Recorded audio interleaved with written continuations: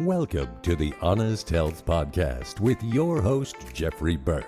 Honest Health brings you the brightest minds in the natural products industry, as well as athletes and entertainers. Jeff will keep you entertained and informed while educating on how to be successful on your healthy journeys. Now, here's your host, Jeffrey Burke. Hello and welcome to the Honest Health Podcast. My name is Jeffrey Burke. I'm so glad you're here. A lot of you have been following me on the radio for decades and many decades, some of you, up to 4.5, because that's how long I was on the air. But now my new platform brings you the best of the best minds in and outside of the natural products industry. My wonderful friends that are athletes and entertainers and people in the know that I know have a message to bring. I love having them here because you never know what you're going to learn and you never know who you're going to learn it from. So I think you're going to really enjoy the show today. This is a theme that I love talking about because it has to do with horses and it has to do with the wonderful sport of barrel racing, which I'm very partial to. So many of my wonderful friends are competitors in this industry, and I love to get their take on life, on animals, on nutrition, taking care of themselves as well as taking care of their animals. My guest today is Jolee Jordan, and I think you're going to really enjoy this. She brings a lot of amazing experience and a very long career to the show today, and I think you're going to really enjoy it. Hey, Jolee, how are you? Doing good today. Anytime I'm in the AC instead of outside on July day, that's good. Yeah. Well, there's just, people don't realize that, I learned the thing about the desert is you stay out and you do everything you need to do, and then you come in and cool down, because once you cool down, you don't want to go back out.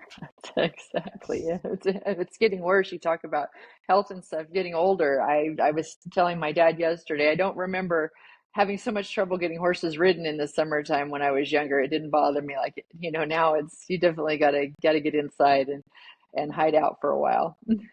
It's quite interesting. I've been very blessed to have amazing people in my life over the years, and even today, so many people like yourself that I just respect, and I think that you've done amazing things for the sport. Thinking back to when you started and where it is today, has the sport of barrel racing for women changed a lot?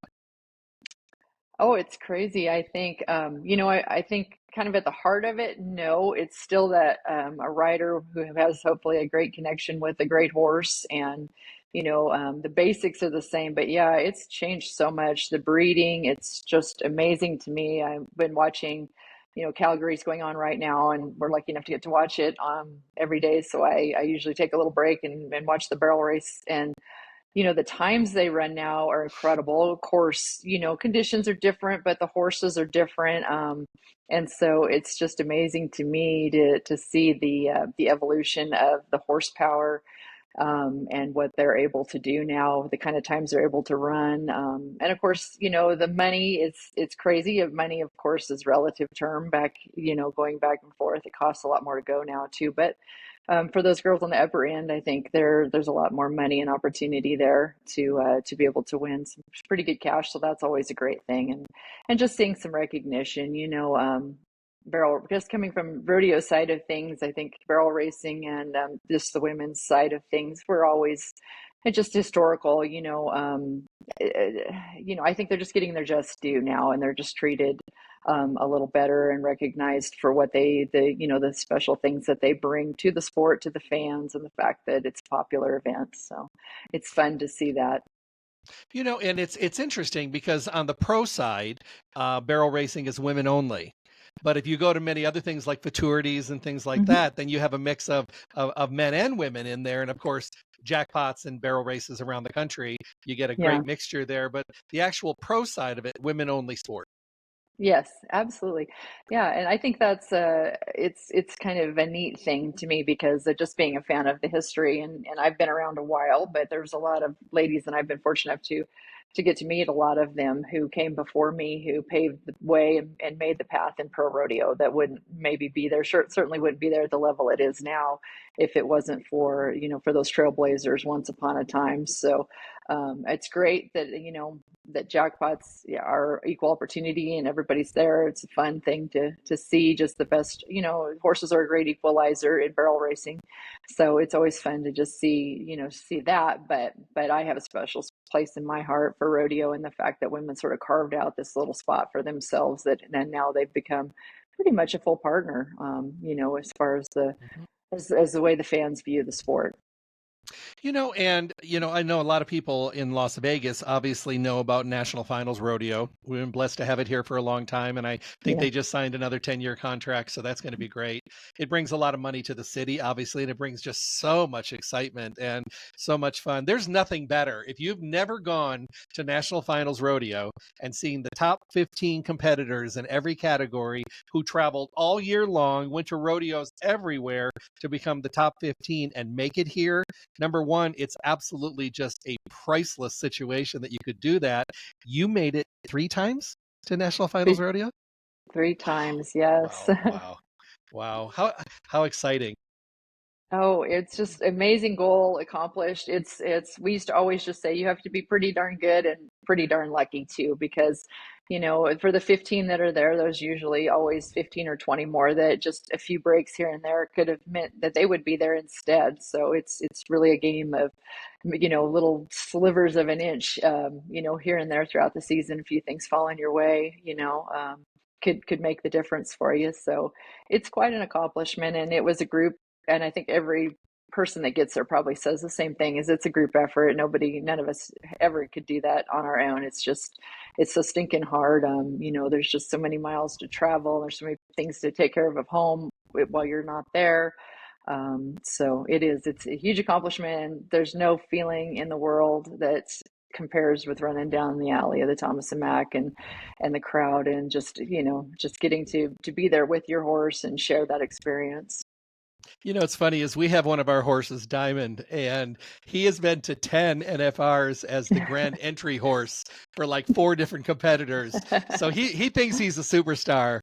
And if you see, they use him because they don't want to use, of course, their competition horse. So he jumps in and he's a star. You see him, he runs down and they make their little horseshoe and he just stops and looks up and he's like, everyone's looking at me. So he's gone to 10 different, he's 28 now. So Wow. he probably won't be doing it anymore, but he made it to 10 NFRs, and in his mind, he was the superstar. So you kind of understand it.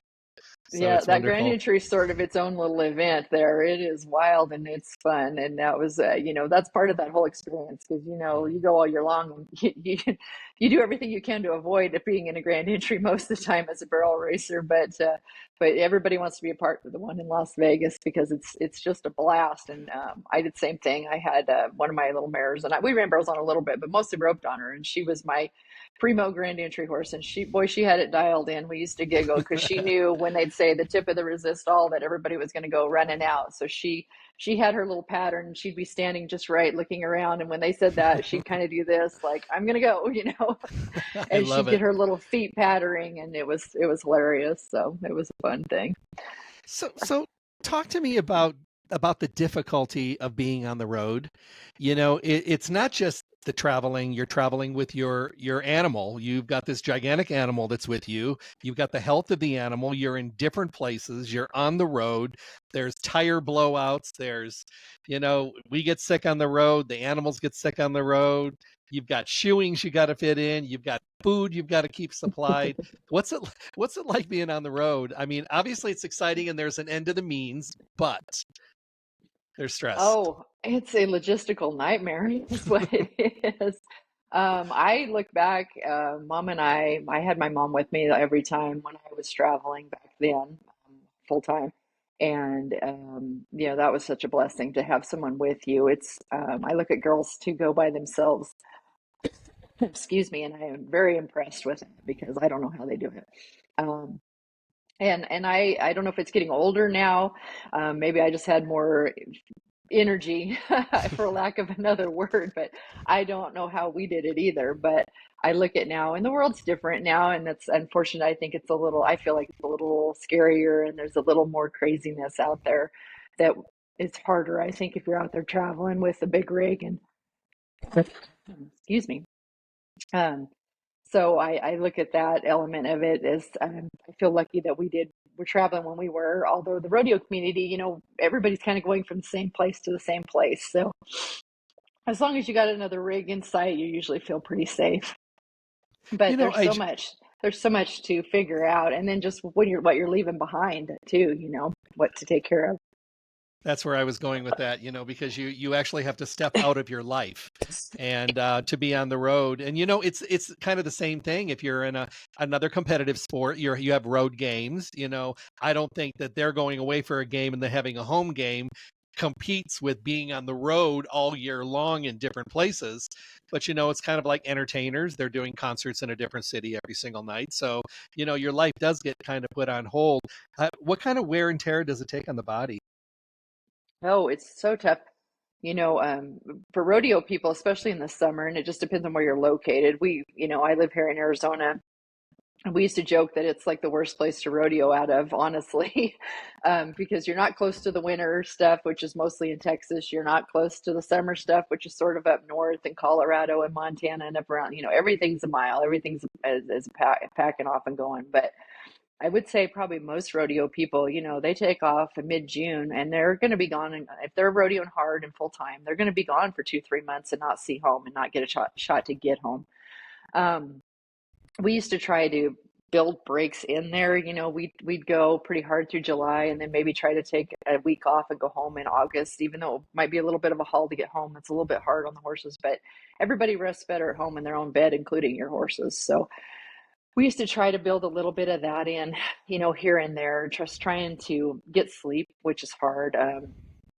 If you're going to go on a hard run like the 4th of July that just got done, where you might make some all night drives where you're not getting much sleep, then try to make the next week one that you can maybe catch up, reset a little bit and make sure sleep is huge. Get what sleep you can.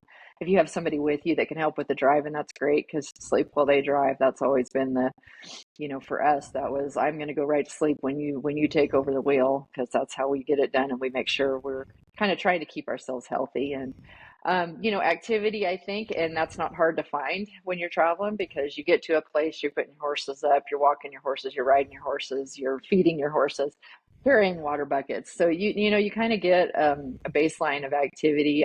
We used to try to just make sure, if we weren't getting enough of that, try to make sure you just go for a walk. Just try to make sure you move your body some where you can. And I think that's as good as you can do. I know some people are real gung-ho and they get up and work out even when they're on the road, and kudos to them. That was not me. I couldn't do that. My workout was riding my horse and packing buckets.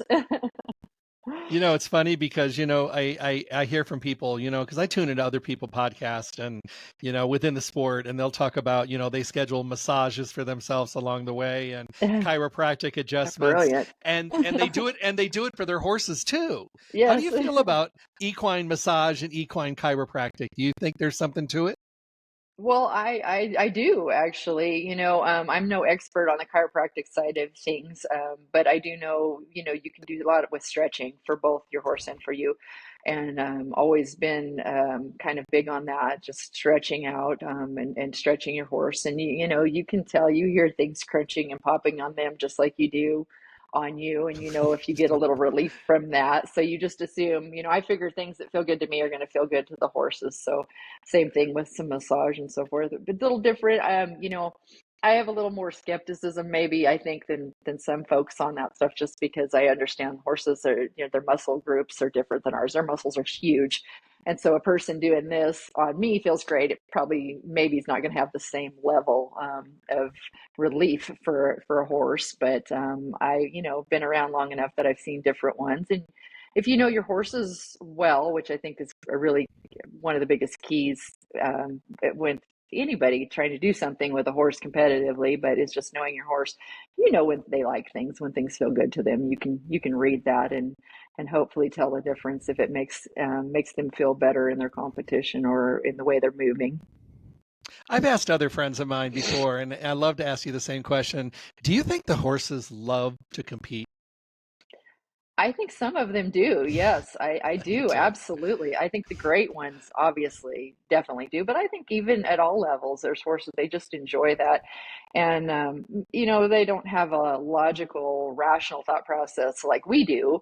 They're not thinking about how good it feels to win, but I do think they enjoy the accomplishment. And then if you have that, I talk about the connection a lot, so I'm going to repeat myself again, but I think if you have that connection and they know, they feed off of your energy. So if they know you're happy and it's making you happy, then that, if they're your partner, they're going to feed off of that and like that. Now, if they're being a creep and they're like, we don't want her happy, like, but I don't think horses really think that way. I think that they get that same shared euphoria that we do. If we're happy, they're happy, and I think that some of them just crave whatever their competitive endeavor is, whether it's chasing a cow or running around a barrel or running straight down a track or whatever it is. I think they learn, they're all learned behaviors because none of this is stuff they do in the wild, but I think that they do learn to like it and enjoy the process and enjoy. Some of them like the crowds, they definitely do. You can tell. We've had horses that if you were in a slack, you might as well give it up. They weren't going to fire, but man, you put a crowd out there, they're like lights, camera, action. We had Twinkie, we called photo op because his photos always looked like his hair was like, did I get a good shot? You're on my good side, So they do like, Fabio. oh my gosh, yes, that was him for sure. He had the big blaze face and the hair flying, and it was hilarious. I have friends that'll say, I try not to take my horse to the arena too soon because they know what the barrels look like and what they mean. And I'll say, Mm-hmm. and I didn't believe it. And he just said, oh, and one of my friends, Richard, when he was here, he would take me over there and he goes, I'm going to stand over here, but as soon as I turn the horse and he can see the barrels, watch the change. And I was like, oh my goodness. I was like, it was like ready to go, like now. Yes. Let's go. So there was no dancing around in the arena, no circles. It was just like go. And I love that. I love the sport. I like that you can actually have this amazing connection with this huge animal, and be able to have that co-respect, because I think there's a respect for the rider and the horse, and of course with the horse and the rider, and I think that's important. And somebody asked me the Critical. other day, critical. That's the word I was going for, because I Mm-hmm. think it's essential to be able to have that, because if you don't have that connection, I don't think you're ever going to be able to be at your full potential, or the horse as well. Question for you. I've seen people that have had horses before and they were amazing breeding. Of course, breeding does not guarantee anything. It may lead you in the right direction with a good possibility of the lines being successful. But I have actually seen, and maybe this goes to that connection to your point, where there are people that, you've seen them on a horse and they just could not connect with that horse. No matter what they did, there was a personality conflict or something, and they Mm-hmm. sold the horse and it went to somebody else, and the horse is winning everything. And I'm sure you've seen that. Oh, we see that all the time, sure, in our sport. If you're around it very long, you do.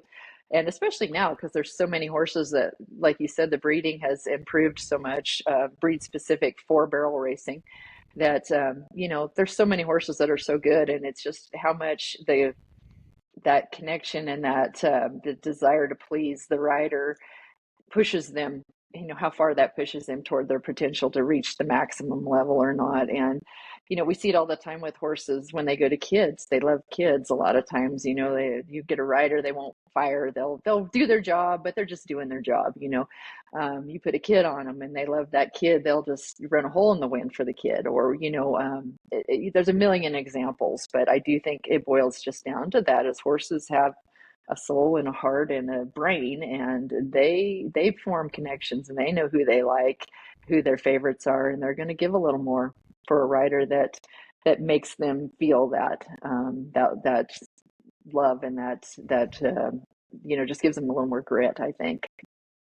So longevity of horses, and I know that horses can live a long time. I have a 30-year-old, I have a couple 28-year-olds, I have a couple 27-year-olds, and you wouldn't know it to look at them. Well, one of them you probably would, because he's hurting. But Yeah. we're doing a lot of supplements, but when it's time, and Mother Nature and all that kind of stuff. What is the oldest horse you ever competed on? Oh, competed on. Wow. I gotta think about that. I've had a lot of horses. Um, when I was a kid, how old was my first horse? I had ponies, but my first horse, she was well into her 20s, and obviously not WPRA level, but she was my junior rodeo horse, and um, and I ran barrels and did 4-H stuff on her, roped on her, and did everything. And I'm, I was a kid, so I don't remember, but she was probably mid-20s, Wow. and doing it. And I think every horse is different. My Twinkie and Belle that I went to the finals on, um, I, competed on both of them darn near to 20, and then they both lived to be 32. We just lost them a couple years ago, which was hard, Wow. but they, they went a million miles, and that's what's harder on them than anything really is the trailer and the traveling. But they did great in retirement too, and lasted a long time. So I think it's just the individual horse, and a lot of times it's hard in our industry because so much money is available at a young age for these horses. There's a lot of incentive to be running them when they're 3 and running them when they're 4, and horses really aren't fully mature and developed till they're 5. So I think we've had good luck with horses lasting a while because we don't really focus on futurities very much. So I mean, I feel like that's part of it, is you're just not putting much stress on those young bones when they're still growing and developing, and so but some of them just are accident prone, some of them are just injury prone, and it's I mean, it doesn't matter how good you're taking care of them. Sometimes it's just there's just a lot of luck to it. Hopefully you've got genetically sound horses that are, have a good chance of holding up, but just things happen too, so it's crazy. It's great when you get to have one for a long time though, because you really get to build that bond and spend time. I got to run Belle. I got Belle when she was 8, I guess. And I ran her till I think she was 17 or 18. I was still at the rodeos. And when I quit running those rodeos, I quit running her. I didn't run her at jackpots or anything. We just were done. But 10 years on the same one, it's like a comfortable glove, it fits just right, and you don't have to Perfect. think about it. You don't have to, there's no questions in your mind when you turn them loose down the alleyway. You know what they're going to do, So that's The industry has changed. Every year at Cowboy Christmas, I walk around and I see all the different kinds of saddles, all the different kinds of bridles, all the different kinds of blankets and pads. And it's just, the industry has just exploded. And, I wonder whether they're all variations on the same thing or whether there is new technology coming in that makes a difference. And then the supplements are just off the charts. I mean, it's become a very, very big, lucrative business, as well as a variety business, and I yes. think there's so many things to choose from. I think to myself, how do you even take the time to choose a saddle? I mean, my goodness, there's so much time involved in that. Oh gosh, it's crazy. And you mentioned, like, I think that way about bits, and I'm a barrel racer, so you know how we are about bits. We got to have every different kind. But I keep thinking, is what else? What more can you possibly do with a piece of metal in a horse's mouth? I mean, seriously, I don't. When are they going to? They come up with new stuff now and then, and you think, okay, but it's really all kind of, it's like, where else can the innovation go on that front? I don't know. And my only answer on any of it is trial and error, because I mean, hopefully you have a certain level of discernment, and education to look at things and figure out, you can peel some things off that way. But a lot of it's just trial and error. And Mom and I used to do quite a few clinics and stuff, and we'd always have people would ask us about saddles and what, and all I can tell you is what fits my horse and feels good to me on a saddle. I've ridden DHS saddles for quite a few years, and just because I like the way the stirrups are hung and the way they feel to me, and when in a run, I feel secure, feel like I'm going to stay squared up under my horse. My legs aren't going to get forward or back. Saddle's balanced, it fits my horse. That's all I can say. Other people get on my saddle and they don't like the way it feels, and that's valid. As long as it's not hurting your horse, if it's built correctly, and it's got the right mechanics to fit on the horse's back and not be in their way, then I think the rest is just personal preference. Well, and I think I agree with that as well. It has to be a good fit for both horse and rider, So, I mean, I see the supplements being used today. There's a lot of supplements, things added to grains, certain kinds of grains. I remember when there was like 2 kinds of grain, and now you go into the feed stores and there's like 90 different kinds of grain, and I'm like, oh, so Yeah, they like made it confusing. yeah, like cob and sweet feed, right? That's all we had, and we didn't know that grains probably weren't the best things we could be feeding the horses at that time. Yeah, it's crazy. And I feel the same way I try to be a little bit health conscious, especially as I get older. And I've always been this way with my horses. We always joke that we've always taken better care of our horses than we ever did ourselves. But it's hard to know, you read and of course, most of it's marketing. So it's hard to, parse through what's marketing and what's actual science and fact. And there's not a lot of even your vets, we got great vets out there that are very knowledgeable, but they're not all nutritionists either. So, and are you feeding them a great supplement, but it's not really being absorbed and the body's not using it anyway. Same thing with us. I read up and try things for myself all the time. And I wish I had a doctor or someone that, would tell you these things, but you kind of have to just sort of feel through it yourself and figure out what works and what you take and you feel a difference. And you kind of, with your horses, they can't tell you, so you have to again try to, just with the knowledge of how they behave, try to hope that you see a difference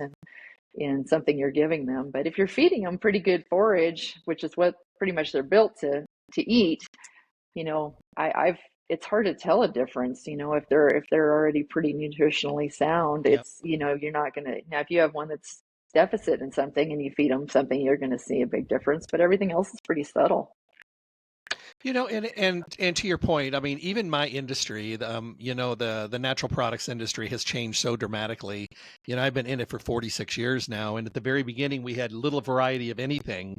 We didn't have the science, we didn't have the super fruits, the superfoods, the super anything, So, and it was the basics. And now today, and we had no formulas, no blends. Today you could be a professional athlete, walk into a health food store and say, I need something for my eyes, I need something for my joints, I need something to help me sleep, I need something for energy, something to calm me down. And there's these beautiful blended formulas. So that has really changed dramatically, because most people I know that are athletes, no matter what the sport, it puts a lot of wear and tear on their body, and from their joints to their muscles. And if you've ever been to a rodeo, all you gotta do is watch the athletes walking, especially the ones that have done rough stock. I mean, they have been beaten up. But also, I go to the barrel races and I see some of the women walking around, and I'm like, you all right? They're like, I don't even want to start. And I'm just like, because it's a lot. There is It's so much strength and so much focus that has to be there, from your muscles of your head to your neck to your back to your legs, all the way down your body. There's so much control that I wish people would really learn a little bit more about the sport, because they would just give them instantaneous respect for the athletes. Well, I think I get more respect for it as I get older, because I took so much for granted as a younger person. Always appreciated what I was able to do, that I had the ability to, and the backing to have horses and to go do this. But I took for granted that natural core strength that you don't really have to work at that hard when you're younger. It's just kind of there. The balance is just kind of there. And if you're, and I played a lot of sports when I was younger. So I had my share of working out and running and jumping and playing basketball and tennis and doing. And so I understood, the better fit I was, the better I rode my horses and stuff, but it wasn't hard to get fit like it is now. And that's what I'm finding as, I retired my good mare Daisy a few years ago, and had kind of a gap there for a few years where I really didn't have a 1D horse, and then have one now that every now and then kind of blows a run out there for me, and I feel the difference. I don't, I have to work a lot harder to stay in the middle of her, and I think I find myself a lot of times going, is this just because I'm older and my muscle strength isn't the same, or is this horse even faster and better than what I used to have? And I don't think it is, because I can, the clock tells me what it is, but it's a funny thing, and it's hard to keep up with as you get older, because it just takes so much more effort.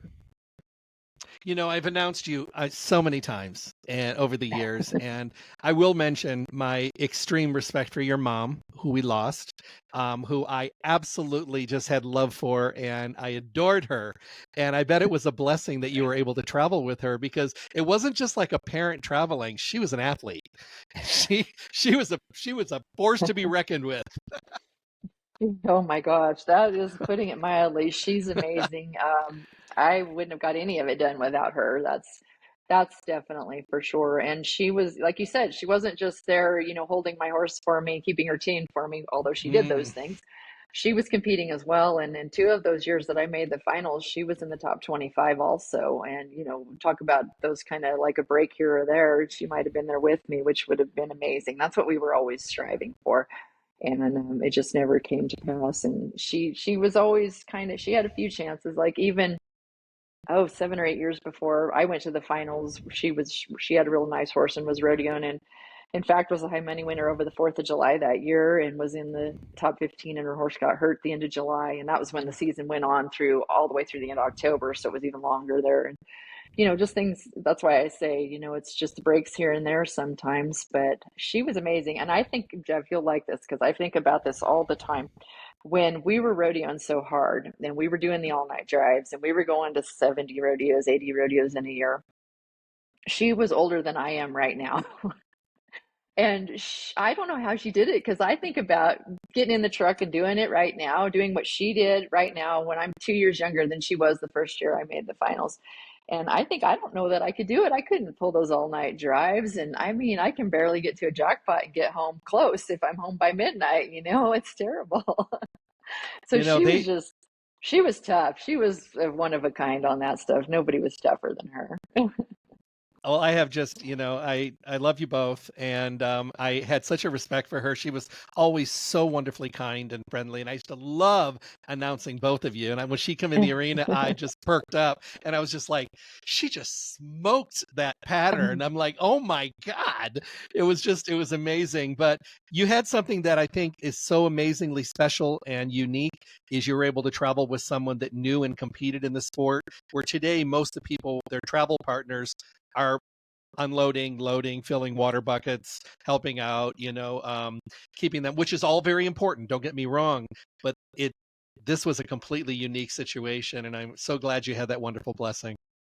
Oh, me too. I thank God every day for her, and I miss her. It's been so hard without her. It was hard to even want to ride or, go in or up for a while after losing her, because she was just such a dominant force for me. And it's a challenge for me because she was an amazing horsewoman. She was an amazing person, but she was an amazing horsewoman too. And so I always had her to fix things, to help, to get on and tune the horse, she never ran Belle, my mare that I made the finals on, but she's the one that kept her tuned up. And actually, if I had been a little less young and hard-headed and listened to her better, we probably would have won even more. But but that's another thing too, is I find myself oftentimes like struggling and trying, what do I need to do in this situation? What does this horse need from me?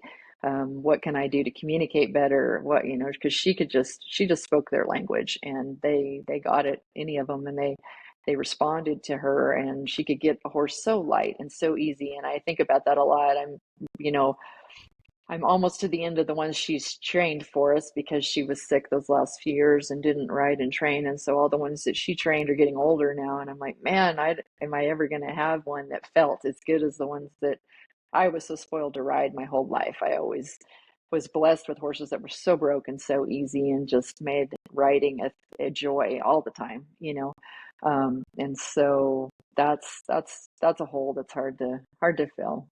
Don't worry, she'll send you one. She's still here. She's guiding, and that's Oh my amazing. gosh. I hear her voice sometimes when I'm riding and something happens. I hear her yelling at me like, get aggressive, or, use your feet a lot. Use your feet. Get up your rein. Why are you in the middle of your rein? I don't know. I love it. So we haven't touched on this yet because, you're a very versatile athlete. Are you still roping? Yes, I haven't been competing just because I don't have the horsepower, and it's so tough without horsepower. But yeah, I'm actually, my stepdaughter sent me a little mare to breakaway on. She hadn't been, so I'm trying to teach her. I'm trying to train a breakaway horse, and she's been a lot of fun, but just green, so not to the point where I would interrupt. And I was borrowing horses for a couple years. I had great friends who were letting me ride their horses, but it's tough. I really enjoy what I get to do at home when I have the chance. I'm gone and working more than I used to be. And back when I was going to the finals, and we were traveling, and we roped a lot back then. Mom and I, we went to the women's finals roping quite a bit. She was a world champion heeler in the WPRA, But I didn't have a family. I wasn't married then. And, just, it's just these little things that peel off that time. And I didn't have to work. Thank goodness. Gosh, wasn't that fun before I had to be an adult. Um, we're just roping and barrel racing was my job. And so we spent a lot of time and spent a lot of time in the practice pen and riding horses and training horses and doing. And it was fabulous, but it's hard now to get back to that. My brain still feels like I'm still in that spot, and I still want to be at that place to go and compete. And I'd love to be team roping again. I have nothing I can hit on horse wise, but I always loved team roping. I was always a way better team roper than I was a breakaway roper, just because back then there was way more team roping than breakaway, and breakaway is just blown up, and it's awesome. But yeah. I love to rope. I love to compete, and hopefully we'll get some horsepower under us one of these days and get back to it. But in the meantime, I just rope my dummy and just lead steer around the house here and have fun. If you could speak to young girls that are, really kind of, they're loving their horses and they're deciding whether they might want to take it to the next level, any advice? Oh, geez. Yeah. I think it's kind of crazy because my mom was sort of I want to do something. Okay, well, let's do it. Let's figure out how we can be the best at it. And, if you want to play tiddlywinks, I'm going to go figure out who's the best tiddlywinks coach in the world and see if they can teach you. That's just how she was. Like, we're going to win. I don't care what we're doing. If we're shooting marbles, we're going to win. And she was all in on that. And I'm a lot like her, but I'm also a lot like my dad too, who's a thinker. Like, she used to always tell us our biggest problem competing was we think too much, and she's right. But I just think it's good for kids to get to be kids and just enjoy stuff before they make it a job or make it I think adults sometimes want to, and mom didn't do this with me. She was like, what do you want to do? Now let's go do it. But sometimes they're like, hey, I like to run barrels, so I want you to run barrels, and I'm going to give you all these horses, and we're going to, the kids got to really want that themselves, and they need to want to do the stuff that's not just running around the barrels at the rodeo and having fun, or, winning and getting prizes and your name called, as we joke around here. But it's also, just being willing to put in the time to learn to ride and spend time with your horse and brush your horse. And, if they need the beamer blanket put on them, or they need their legs wrapped, or they need cold water run on them, or, I think that's what young kids, they kind of need to see the whole picture, and just make sure that they're all in on that. Cause it's not like golf where if I decide I don't like it, I'm just going to throw the clubs in the closet and walk away. It's another living, breathing creature. So that has to come first, the understanding that you got to be all in for those horses because they're counting on you for everything they get. They can't just, get up and go, well, I need to take care of myself today because my kids, not coming to the barn. You have to be there. So I think that's the biggest thing. I see a lot of parents, and they have their young kids that are starting, and they have a very great expendable income, which is fantastic. Kudos to you. And they'll buy a $150,000, $200,000 horse for their kid, and they get them wrapped up in like gymkhanas and stuff like that, and they just get started, and then the kids get to be like 11 or 12, and they're just like, I don't want to do it. They weren't, passion wasn't there. I think the parents had the passion, maybe Yes. living a little vicariously through the kids, and that's okay. Yes. But I think you said something very profound. You need to be a kid. You need to enjoy and have the relationship and have the fun. And then if it goes to the next level, it does. Because I'll see a lot of them that are here, and then they'll kind of fizzle out, but then you'll see a couple that'll start to rise because they've got the bug, they've got the drive, they've got the passion. Yeah. But it's not the masses. It's the few that are segmenting off. Sure. So, Yeah. And I mean, I'm not a parent, so I'm not speaking from experience, but just being in the sport and watching for years. And yeah, I think there's a fine line for parents to walk between being supportive and then, like you said, pushing them too hard the wrong way.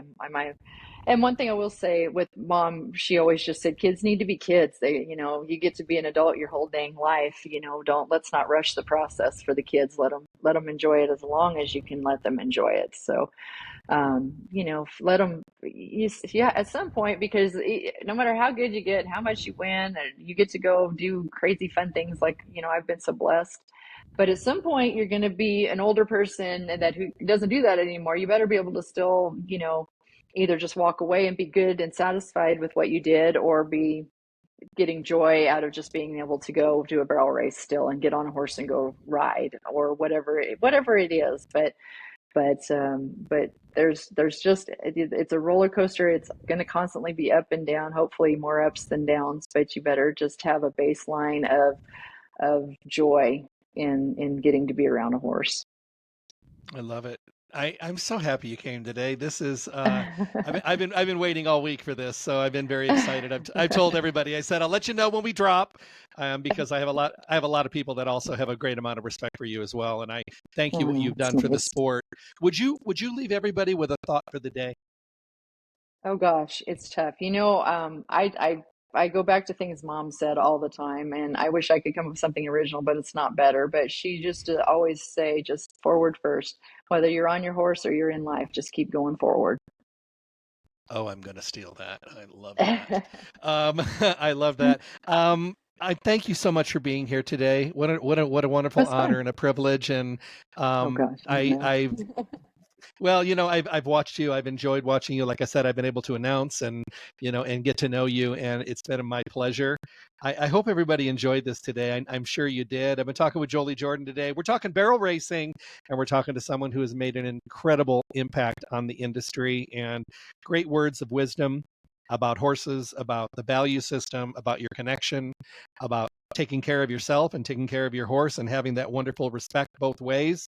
I hope you enjoy this. Remember to go to my webpage, drjeffreyburke.com, tap on the Honest Health logo. It looks like this, and it'll take you to Spotify. You can also go to YouTube and watch the interaction video. Jolee, thank you so much for being here today. Thanks for having me. It was fun chatting. It was wonderful. You be well and take care of yourself. And everybody, take care, stay healthy, and God bless. Stay tuned for more information from the Honest Health Podcast with Jeffrey Burke.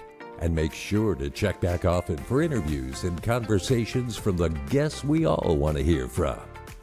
I'm John the Announcer. Thanks for listening.